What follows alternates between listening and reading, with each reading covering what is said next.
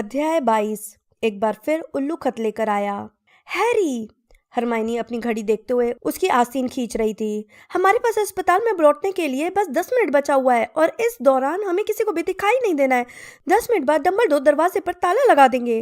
ठीक है, हैरी ने आसमान से नजरें उठाते हुए कहा। चलो। वे दोनों उनके पीछे बने दरवाजे से निकले और पत्थर की घुमावदार सीढ़ियों से नीचे उतरे। जैसे ही वे नीचे पहुंचे उन्हें आवाज आई। वे दीवारों से टिककर खड़े हो गए और सुनने लगे। यह आवाजें फज और स्नेप की लग रही थी, जो सीढ़ियों के पार वाले गलियारे में तेजी से आ रहे थे।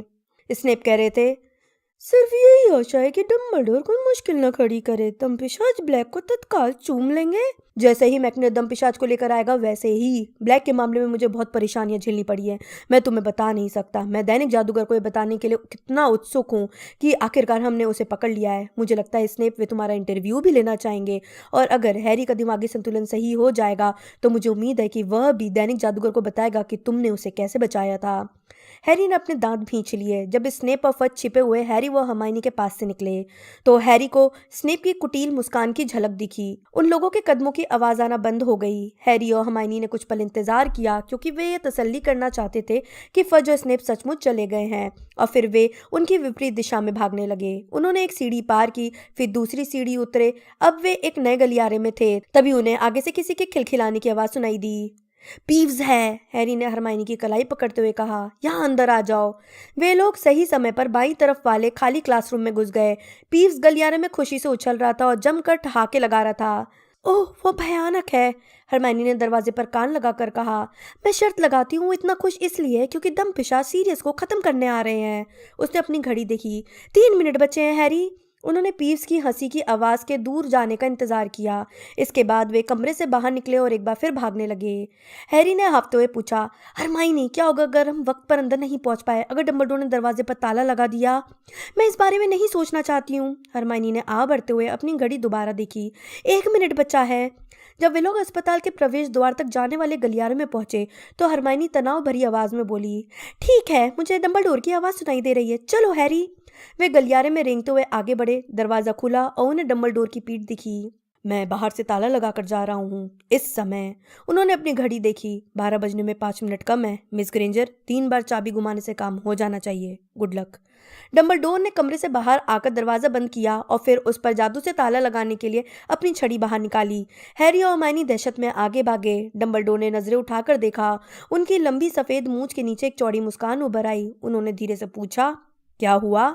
काम हो गया, हैरी ने हाँफते हुए कहा। सीरियस जा चुका है बकबीक पर बैठकर। डंबलडोर उनकी तरफ देखकर मुस्कुराए। शाबाश, मुझे लगता है।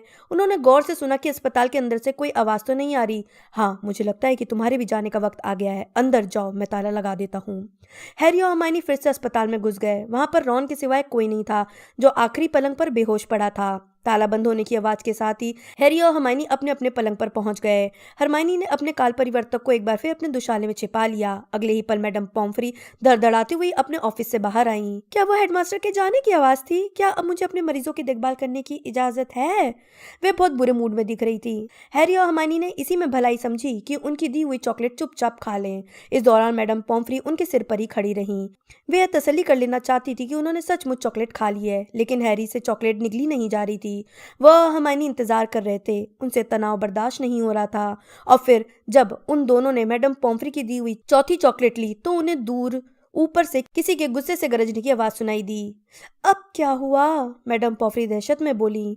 अब उन्हें गुस्से भरी आवाजें सुनाई दे रही थी, जो तेज होती जा रही थी। मैडम पॉम्फ्री दरवाजे की तरफ घूर रही थी। कमाल है, इतनी तेजी से चिल्लाने से सब जाग जाएंगे। उन्हें समझ में क्यों नहीं आते कि वे कितना शोर मचा रहे हैं? हैरी सुनने की कोशिश कर रहा था कि आवाजें क्या कह रही थी। वे करीब आती जा रही थीं। वह जादू से गायब हुआ होगा सेवरस। हमें कमरे में उसकी निगरानी के लिए किसी को छोड़ना चाहिए था। जब यह खबर फैलेगी। वह जादू से गायब नहीं हुआ है, स्नेप गरजे, जिनकी आवाज अब बहुत पास आ चुकी थी। इस महल में कोई भी जादू से गायब नहीं हो सकता। इसका संबंध जरूर हैरी पॉटर से है। सेवरस, होश में आ जाओ, हैरी तो ताले में बंद है। धड़ाम! अस्पताल का दरवाजा तेज आवाज के साथ खुल गया। फज, स्नेप और डंबलडोर धड़धड़ाते हुए वार्ड में आ गए। सिर्फ डंबलडोर ही शांत दिख रहे थे। दरअसल वे थोड़े खुश भी दिख रहे थे। फज गुस्से में थे और स्नेप तो गुस्से से पागल दिख रहे थे। सच सच बताओ पॉटर, वे गरजे, तुमने क्या किया? प्रोफेसर स्नेप, मैडम पॉफ्री चीखी, अपने पर काबू रखें। देखो स्नेप, होश में आओ, फज ने कहा। इस दरवाजे पर ताला लगा था, हमने अपनी आंखों से देखा है। मैं अच्छी तरह से जानता हूँ कि इन्होंने ही भागने में ब्लैक की मदद की है। स्नेप ने चिल्लाकर हैरी और हरमाइनी की तरफ इशारा किया। उनका चेहरा विकृत था और उनके मुंह से थूक उड़ रहा था। शांत हो जाओ, फज ने कहा। तुम बेसिर पैर की बातें कर रहे हो, स्नेप चीखे। आप पॉटर को नहीं जानते। यह उसी ने किया है, मैं जानता हूँ, यह सब उसी का किया धरा है।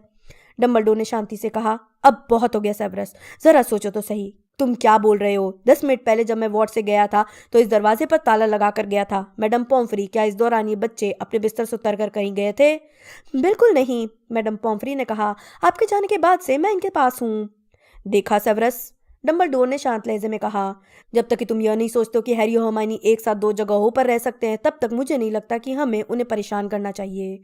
स्नेप वहां पर आग बबूला खड़े रहे और सबको घूरते रहे। स्नेप के व्यवहार को देखकर फज सदमे में थे। डम्बलडोर की आंखें उनके चश्मे के नीचे चमक रही थीं।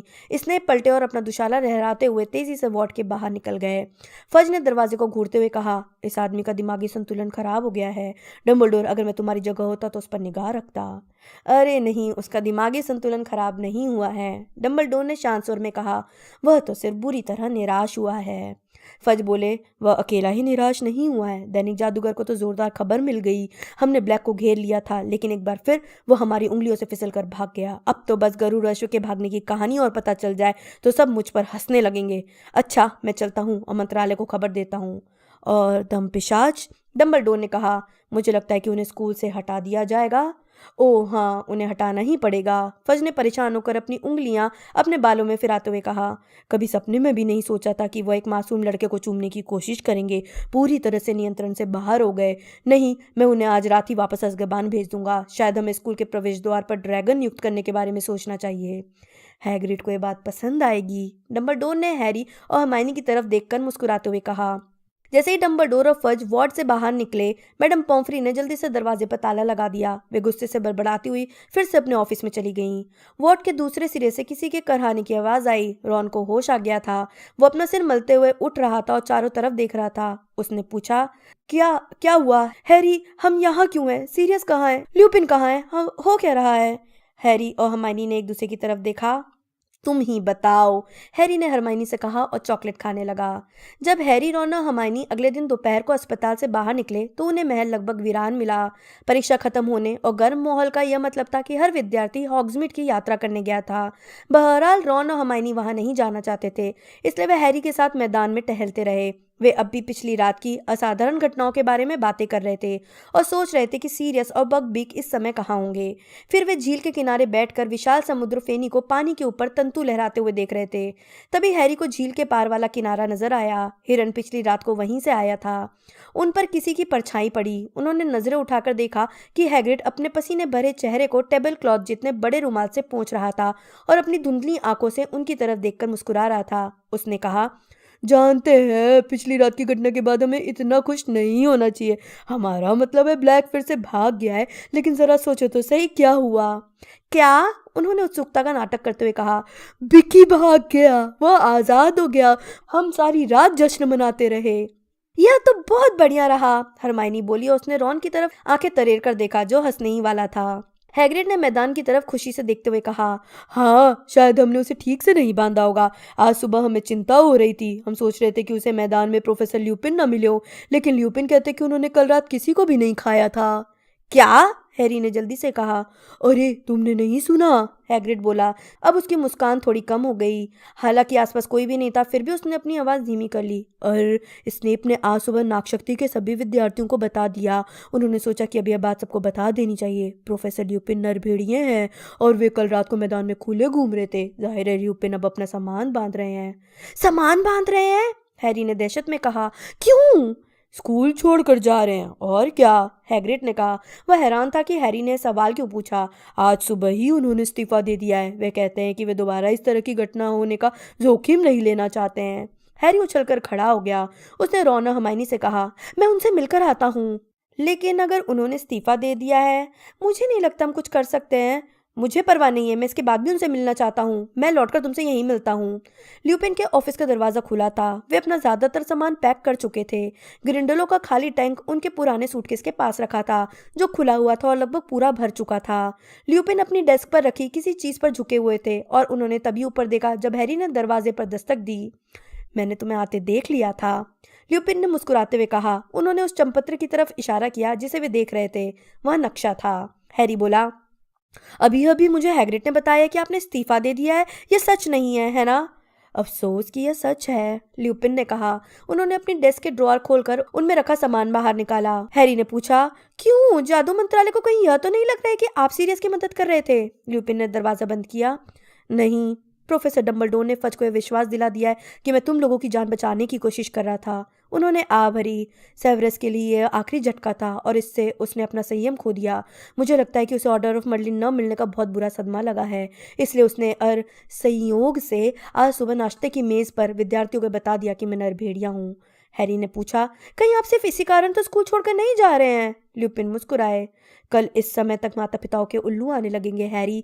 वे नहीं चाहेंगे कि कोई नरभेड़िया उनके बच्चों को पढ़ाए, और कल रात की घटना के बाद मैं उनकी बात को ज़्यादा अच्छी तरह से समझ सकता हूँ। मैं तुम में से किसी को भी काट सकता था। ऐसा दोबारा नहीं होना चाहिए। हैरी ने कहा, हमें गुप्त कलाओं से रक्षा के जितने भी टीचर्स मिले हैं उसमें आप सबसे अच्छे थे। रुक जाइए। ल्यूपिन ने अपना सिर हिलाया लेकिन कुछ नहीं बोले। वे ड्रॉअर खाली करते रहे। फिर जब हैरी उन्हें रोकने के लिए कोई और अच्छा सा तर्क सोचने की कोशिश कर रहा था, तभी ल्यूपिन ने कहा, आज सुबह हेडमास्टर ने मुझे बता दिया कि कल रात को तुमने बहुत सी जानें बचाई हैं हैरी। मुझे इस बात पर गर्व है कि तुमने इतने कम समय में इतना कुछ सीख लिया है। मुझे अपने पितृदेव के बारे में बताओ। हैरी का ध्यान भटक गया। आप उसके बारे में कैसे जानते हैं? दंपिशाचों को और कौन पीछे धकेल सकता था? हैरी ने ल्यूपिन को बताया कि क्या हुआ था। जब उसने अपनी बात पूरी की तो ल्यूपिन एक बार फिर मुस्कुरा रहे थे। उन्होंने कहा, हाँ, तुम्हारे पिता जब अपना रूप बदलते थे तो वे हिरण बन जाते थे। तुम्हारा अंदाजा सही था, इसलिए हम उन्हें प्रॉन्ग्स कहते थे। ल्यूपिन ने अपने सूटकेस में अपनी आखिरी पुस्तकें रखकर डेस्क के ड्रॉअर बंद किए और फिर हैरी की तरफ घूमे। उन्होंने हैरी को अदृश्य चोगा देते हुए कहा, यह लो, मैं इसे कल रात को चीखती हवेली से उठा लाया था। और उन्होंने झिझकते हुए नक्शा भी उसकी तरफ बढ़ा दिया। अब मैं तुम्हारा टीचर नहीं हूँ, इसलिए से तुम्हें लौटाते समय मुझे यह नहीं लग रहा है कि मैं कोई गलत काम कर रहा हूँ। यह मेरे किसी काम का नहीं है और मुझे लगता है कि यह रॉन या हरमाइनी के काम आ सकता है। हैरी नक्शा लेते समय मुस्कुराया। आपने मुझसे कहा था कि मूनी वर्मटेल, पेटफुड और प्रॉन्ग से मुझे स्कूल से बाहर निकलने का लालच देना चाहते थे। आपने कहा था कि उन्हें यह मज़ेदार लगता। निश्चित रूप से, ल्यूपिन ने कहा, जो अब अपना सूटकेस बंद करने के लिए नीचे झुक रहे थे। मुझे यह कहने में कोई हिचक नहीं है कि जेम्स बहुत निराश हुआ होता अगर उसका बेटा महल से बाहर जाने वाले एक भी खुफिया रास्ते का पता नहीं लगा पाता। दरवाजे पर दस्तक हुई। हैरी ने जल्दी से नक्शे और दृश्य चोगे को अपनी जेब में रख लिया। प्रोफेसर डंबलडोर आ गए थे। वह हैरी को वहां देखकर हैरान नहीं हुए। वे बोले, रीमस, तुम्हारी गाड़ी दरवाजे पर आ चुकी है। धन्यवाद हेडमास्टर। ल्यूपिन अपना पुराना सूटकेस और ग्रिंडलों का खाली टैंक उठाए। अच्छा हैरी, अलविदा। उन्होंने मुस्कुराते हुए कहा, तुम्हें सिखाने में मुझे सचमुच बहुत मज़ा आया। मुझे विश्वास है कि कभी न कभी हम फिर मिलेंगे। हेडमास्टर, मुझे दरवाजे तक छोड़ने जाने की ज़रूरत नहीं है, मैं खुद चला जाऊंगा। हैरी को लगा कि ल्यूपिन जल्दी से जल्दी जाना चाहते थे। डंबलडोर धीमे से बोले, अलविदा रीमस। डंबलडोर से हाथ मिलाने के लिए ल्यूपिन ने अपने ग्रिंडलों के टैंक को थोड़ा सा खिसकाया। फिर उन्होंने हैरी की तरफ मुस्कुराते हुए हल्के से सिर झुकाया और ऑफिस से बाहर निकल गए। हैरी उनकी खाली कुर्सी पर बैठ गया और उदासी से फर्श को देखता रहा। दरवाज़ा बंद होने की आवाज़ सुनकर उसने ऊपर देखा। डंबलडोर अब भी वहीं खड़े थे। उन्होंने धीरे से पूछा, इतने दुखी क्यों हो रहे हो हैरी? कल रात की घटनाओं के बाद तो तुम्हें खुद पर गर्व होना चाहिए। कोई फर्क नहीं पड़ा, हैरी ने कटुता से कहा। पेटिग्रू भाग गया। कोई फर्क नहीं पड़ा, डंबलडोर ने शांत स्वर में कहा। इससे बहुत फर्क पड़ा हैरी। तुमने सच्चाई पर से पर्दा हटा दिया। तुमने एक बेकसूर इंसान को बहुत भयंकर सजा से बचा लिया। भयंकर, यह शब्द सुनकर हैरी को कोई चीज़ याद आ गई, पहले से भी ज़्यादा ताकतवर और भयंकर। प्रोफेसर ट्रिलोनी की भविष्यवाणी। प्रोफेसर डंबलडोर, कल जब मैं ज्योतिष की परीक्षा दे रहा था तो प्रोफेसर ट्रिलोनी बहुत अजीब दिखने लगी। अच्छा, डंबलडोर ने कहा, अगर तुम्हारा मतलब है जितनी अजीब वे आमतौर पर दिखती हैं उससे भी ज़्यादा अजीब। हाँ, उनकी आवाज़ बहुत भारी हो गई और उनकी आंखें पलट गई और उन्होंने कहा कि आधी रात से पहले वोल्डेमॉर्ट का सेवक उसके पास चला जाएगा। उन्होंने कहा कि सेवक शक्तिशाली बनने में उसकी मदद करेगा। हैरी ने डंबलडोर को घूरा और फिर वह दोबारा सामान्य हो गई, लेकिन उन्हें यह याद नहीं था कि उन्होंने क्या कहा था। क्या वे सचमुच भविष्यवाणी कर रही थी? डंबलडोर थोड़े प्रभावित दिखे। तुम जानते हो हैरी, मुझे लगता है कि वो भविष्यवाणियां ही कर रही होंगी, उन्होंने सोचते हुए कहा। ऐसा कौन सोच सकता है? इसके बाद उनकी सच्ची भविष्यवाणियों की संख्या 2 हो गई है। मुझे उनकी तनख्वाह बढ़ानी पड़ेगी। लेकिन हैरी ने हैरानी से उनकी तरफ देखा। डंबलडोर इस बात को इतनी शांति से कैसे ले सकते थे? लेकिन मैंने सीरियस और प्रोफेसर ल्यूपिन को पेटिग्र्यू को मारने से रोका। अगर वोल्डेमॉर्ट दोबारा ताकतवर बन जाता है तो यह मेरी गलती है। नहीं, डंबलडोर ने शांति से कहा। हैरी, काल परिवर्तक के साथ तुम्हें जो अनुभव हुए हैं, क्या उनसे तुमने कुछ भी नहीं सीखा?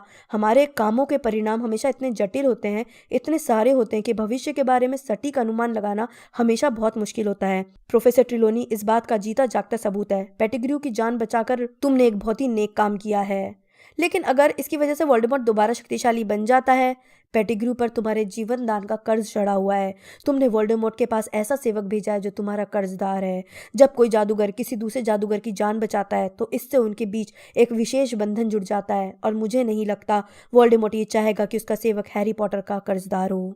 हैरी बोला, मैं पेटिग्रू के साथ किसी तरह का कोई संबंध नहीं बनाना चाहता हूँ। उसने मेरे मम्मी पापा के साथ गद्दारी की थी।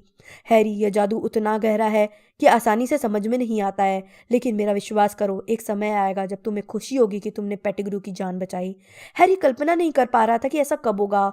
डंबलडोर को देखकर लग रहा था जैसे वह जानते थे कि हैरी क्या सोच रहा था। हैरी, मैं तुम्हारे पिता को बहुत अच्छी तरह से जानता था, हॉगवर्ट्स में भी और उसके बाद भी, उन्होंने नरमी से कहा। मुझे विश्वास है कि उन्होंने भी पेटिग्रू को बचाया होता। हैरी ने उनकी तरफ देखा। अगर वो डंबलडोर को बता दे तो वे हंसेंगे नहीं। कल रात को मुझे ये लगा था कि मेरे डैडी ने पितृदेव उत्पन्न किया था। मेरा मतलब है, जब मैंने झील के उस पार खुद को देखा तो मुझे लगा कि मैं उन्हें देख रहा था। इस गलती का कारण समझना बहुत आसान है, डंबलडोर ने धीमे से कहा। मुझे लगता है तुम यह सुनते सुनते थक गए होगे, लेकिन तुम बहुत हद तक जेम्स की तरह दिखते हो। सिवाय तुम्हारी आंखों के, तुम्हारी आंखें तुम्हारी माँ जैसी हैं। हैरी ने अपना सिर हिलाया। उसने बुदबुदा कर कहा, यह सोचना मूर्खता थी कि वे डैडी हो सकते हैं। मेरा मतलब है, मैं जानता था कि वे मर चुके हैं। तुम्हें ऐसा लगता है कि हम जिनसे प्रेम करते हैं वे मरने के बाद सचमुच हमें छोड़कर चले जाते हैं? तुम्हें लगता है कि बहुत मुश्किल के समय को छोड़कर हम उन्हें बहुत स्पष्टता से याद नहीं करते हैं? हैरी, तुम्हारे पिता तुम्हारे अंदर जीवित हैं, और जब तुम्हें उनकी ज़रूरत थी तो वे तुम्हें स्पष्ट रूप से नजर आए, वरना तुम वो विशिष्ट पितृदेव उत्पन्न नहीं कर सकते थे। प्रॉन्ग्स कल रात एक बार फिर मैदान में घूम रहा था। हैरी को डंबलडोर की बात समझने में थोड़ा समय लगा। सीरियस ने मुझे कल रात को बता दिया कि वे लोग इच्छाधारी नरपशु कैसे बने। डंबलडोर ने मुस्कुराते हुए कहा, बहुत बड़ी बात है। मुझसे यह छिपा कर रखना भी कोई कम बड़ी बात नहीं थी। और फिर मुझे याद आया कि चीलघात वाले मैच में जब तुम्हारे पितृदेव ने मेलफॉय पर हमला किया था तो उसका रूप कितना असाधारण था। तो हैरी, तुमने कल रात को अपने पिता को देखा था, वे तुम्हारे भीतर थे। ये कहकर डंबलडोर वहां से चले गए और हैरी को दुविधाजनक विचारों में उलझा हुआ छोड़ गए। जिस रात को सीरियस, बकबीक और पेटिग्रू गायब हुए थे, उस रात को क्या हुआ था इसकी सच्चाई हॉगवर्ट्स में कोई नहीं जानता था। सिर्फ हैरी, रॉन और हरमाइनी और प्रोफेसर डंबलडोर ही सच्चाई जानते थे। जब छुट्टियों का समय करीब आने लगा तो हैरी ने उस रात की घटनाओं के बारे में कई अनुमान सुने, लेकिन उनमें से कोई भी सच के करीब नहीं था। मेलफॉय बकबीक के कारण गुस्सा था। उसे विश्वास था कि हैग्रिड ने गरुड़ाशु को बचाने का कोई तरीका निकाल लिया था। उसे इस बात पर गुस्सा आ रहा था कि एक गेम कीपर ने उसे और उसके पिता को हरा दिया था। इस दौरान पर्सी वीजली सीरियस के भागने के बारे में बहुत कुछ कहना चाहता था। अगर मैं मंत्रालय में पहुंच गया तो मैं जादुई कानून परिपालन में बहुत से संशोधन करना चाहूंगा। उसने उस एकमात्र व्यक्ति को बताया जो उसकी बात सुनने के लिए तैयार थी, उसकी गर्लफ्रेंड पेनीलोप। हालांकि मौसम आदर्श था और माहौल खुशनुमा था, और हालांकि हैरी जानता था कि सीरियस को आजाद कराकर उसने असंभव सा काम कर दिया था, लेकिन फिर भी उसका मन बहुत उदास था। प्रोफेसर ल्यूपिन के जाने से सिर्फ उसी को दुख नहीं हुआ था, गुप्त कलाओं से रक्षा की हैरी की पूरी क्लास उनके इस्तीफे से दुखी थी। क्या पता अगले साल हमें कौन पढ़ाएगा, सीमस फिनिगन ने उदासी से कहा। डीन थॉमस ने उत्साह से कहा, शायद कोई खून पीने वाला पिशाच। हैरी सिर्फ प्रोफेसर ल्यूपिन के कारण ही उदास नहीं था, वह प्रोफेसर ट्रिलोनी की भविष्यवाणी के बारे में भी काफी सोच रहा था। वह सोच रहा था कि पेटिग्रू इस वक्त कहाँ होगा, क्या वो वोल्डेमॉर्ट के पास पहुंच गया होगा। लेकिन हैरी को जो चीज सबसे ज्यादा उदास कर रही थी वह यह थी कि उसे एक बार फिर डसली दंपत्ति के साथ रहना पड़ेगा, शायद आधे घंटे के लिए, जो उसकी जिंदगी का सबसे अच्छा समय था। उसे यह विश्वास हो गया था कि वो अब सीरियस के साथ रहेगा, जो उसके माता पिता का सबसे अच्छा दोस्त था। अपने पिता के साथ रहने के बाद शायद यही सबसे अच्छी बात होती। हालांकि सीरियस की कोई खबर न मिलना अच्छी बात थी, क्योंकि इसका मतलब यह था कि वह सफलतापूर्वक छिप गया है। लेकिन हैरी इस बात पर भी दुखी था कि उसे एक घर मिल सकता था और अब यह असंभव है। टर्म के आखिरी दिन परीक्षा के परिणाम आ गए। हैरी, रॉन और हरमाइनी हर विषय में पास हो गए थे। हैरी इस बात पर हैरान था कि वो जादुई काढ़े में कैसे पास हो गया। उसे लगा कि डंबलडोर ने बीच में पढ़कर स्नेप को उसे जानबूझकर फेल करने से रोक दिया होगा।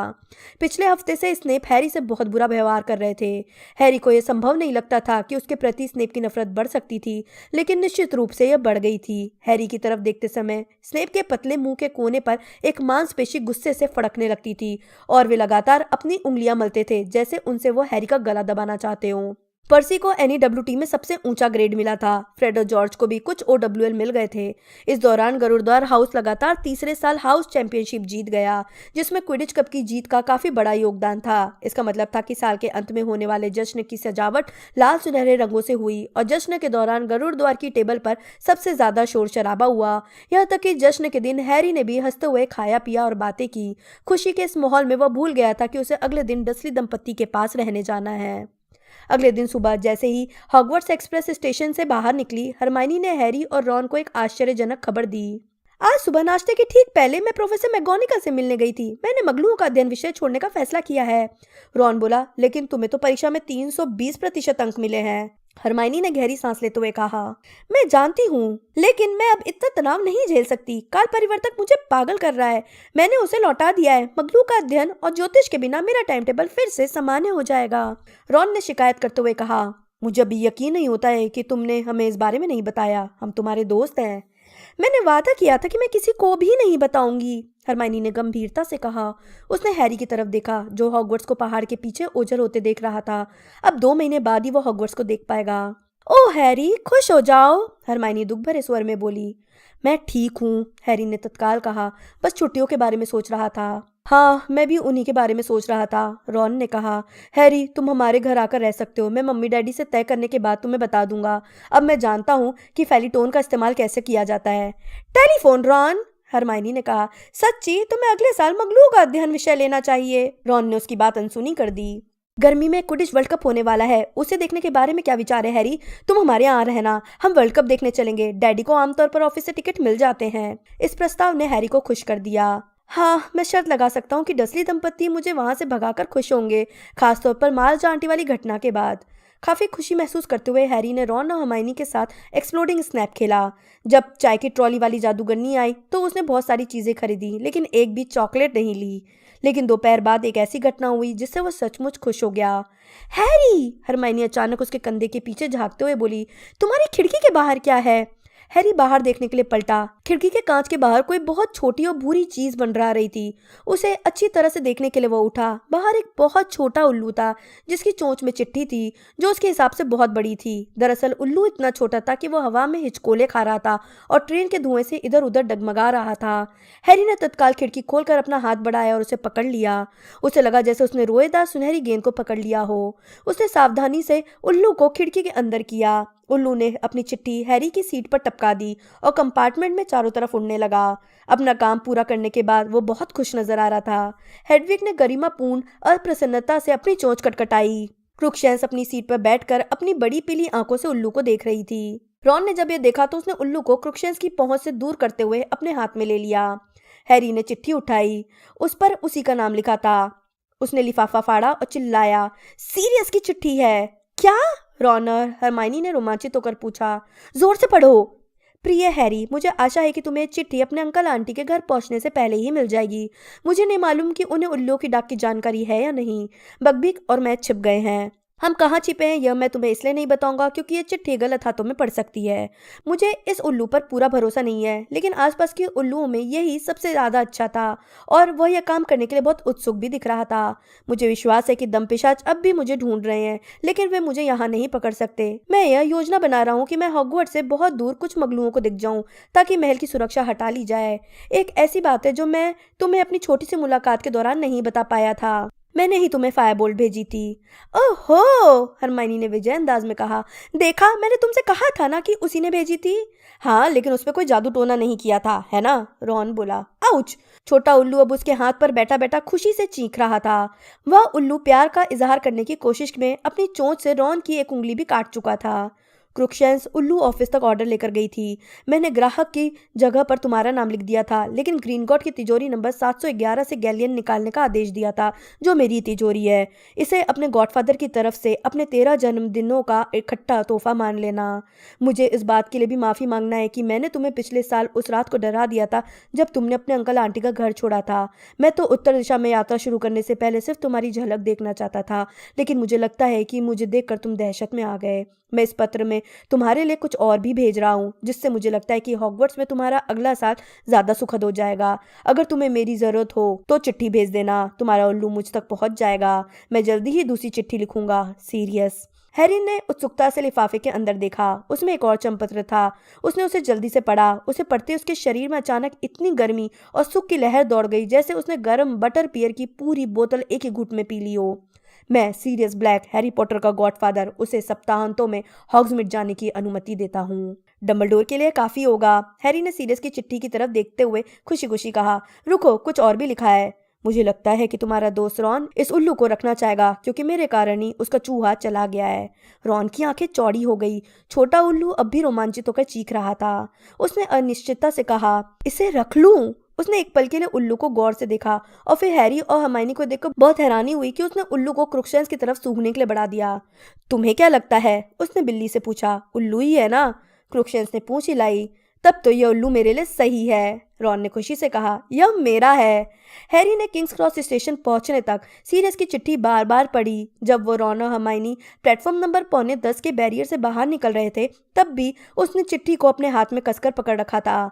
हैरी ने तत्काल वर्नन अंकल को देख लिया। वे मिस्टर और मिसेस वीजली से काफी दूर खड़े होकर उन्हें शक भरी निगाहों से देख रहे थे। जब मिसेस वीजली ने हैरी को गले लगाया तो उनका शक यकीन में बदल गया। जब हैरी ने रॉन और हरमाइनी से विदा ली तो रॉन चिल्लाकर बोला, मैं वर्ल्ड कप के बारे में फोन करूंगा। फिर हैरी ने वर्नॉन अंकल की तरफ ट्रॉली धकाई, जिस पर उसका संदूक और हेडविग का पिंजरा रखा था। वर्नॉन अंकल ने हमेशा की तरह इस बार भी घुर्राकर उसका स्वागत किया। वह क्या है? उन्होंने घुर्राकर उस लिफाफे को देखा जिसे हैरी अब भी अपनी मुट्ठी में पकड़े था। अगर तुम मुझसे किसी फॉर्म पर साइन करवाना चाहते हो तो भूल जाओ लड़के।